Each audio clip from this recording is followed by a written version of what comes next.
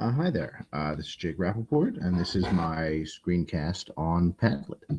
Padlet is a cool little tool that I found, or website, I guess, really, although it does have a Chrome extension, that I found that I think has a lot of applications in the classroom or or business world, really. But for our purposes, we're going to talk about the classroom. The classroom, as you can see, has school and business functions, which we'll get into. First step, very easy. Go up to login. It'll give you an option to log in with Google or Facebook. You can make your own little independent one. I'm going to go with Google because I have a lot of Google things and it's just easier. So you click login, should take you right in.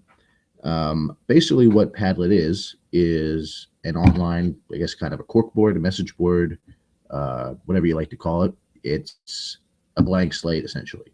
So it's you can get as basic with it as you want or as complicated as you want. It's totally up to you, which is what I like about a lot of tools, because in the end, it's up to the user to do what they want, and Padlet lets you do that. So in here, you can see different things, various Padlets that you've created, links that people post to you. We're going to skip past that. It's all kind of basic and tells you what to do. So we're going to create a new Padlet. You see the website's very friendly. They sent me a personal email thanking me for joining, so I thought that was pretty nice. Basically, this is Padlet. So you have a totally blank slate, and you can put whatever you want. You can create notes, you can put pictures, you can do links to documents. It's very flexible. So all you do, double click on, and you say,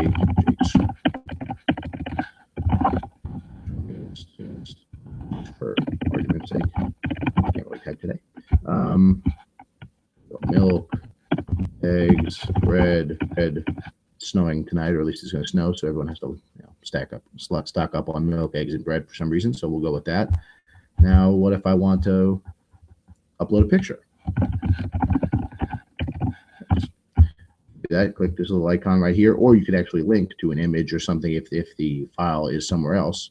Upload a file, gives you a little box. You can drag the file into that box, or you can click to browse, which I'm going to do. As you can see, this is pretty much a new computer, and I have three files on it, none of which are particularly helpful right now. So, but I'm just really showing you how to do it. As far as classroom applications, and if you'd like, you can just delete your click on the little trash can. Well, click the X first, and click your trash can. Okay, remove. Ta-da, it's gone. So basically, for classroom applications, this is a very good collaborative space. You can obviously have students give their own Padlets, and they can put all their work there. They can put pictures. They can do whatever you like. It all has social applications. But let's say for a classroom, you can have people post poems that they like, or pictures of art, and they can add little captions about what they like, sculpture or picture is you like. You could use this as a way for people to brainstorm ideas for a class trip or someplace, or if they're planning a party or something, and they get ideas about what you want to do at the party. It's whatever you like. Create your little file, party ideas. You can do bold, you can do pizza, because who doesn't like pizza, you can do italics. It basically has a little mini word processor built in. It's whatever you like. And the cool little thing is, so let's say my shopping list. You click on that. Now you click on it, and as you can see at the top, it gives you all sorts of solutions. Facebook, Twitter, Google Plus, LinkedIn, just regular email, Pinterest. If you happen to mess around with Pinterest, I don't really know what it is, so I'm gonna ignore it. So it lets you share it however you like to share it, which is great, especially if you have students, either sharing work, or if you have a situation where you want students to be able to share their work out and have people comment on other people's. You can have them do that. You just have them create a little new little to note right below whatever you want. If someone really wants to comment on my shopping list, they can do it right there. So yeah, it's basically whatever you want it to be, which is good. And it lets you export and share to whoever you want. You can invite people. As for teachers and school functionality, basically you can buy a pro version, which is good because one, it lets you upload larger files, which is, the free version, because it's free, is limited. But so basically it's $50 a year or $5 a month, but $50 a year is better.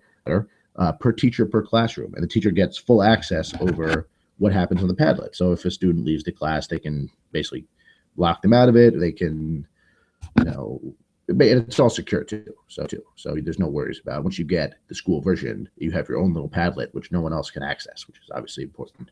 So basically, yeah, this is a large collaborative space that lets students share work, teachers share work. You can use it as um, a space for the teacher to put all the assignments. So students are, okay, kids, putting the assignment on the Padlet tonight. Go check it out. It'll be there when you get home, and kids can just log on to Padlet, see their assignment. They don't have to worry about, oh, I left my worksheet at home, or which I think we've all done a lot of times.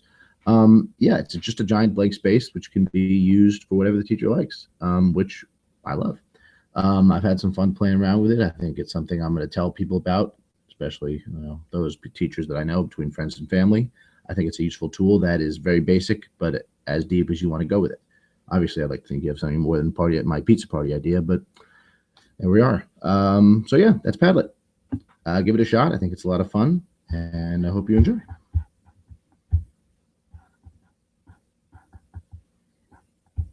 Have a good night.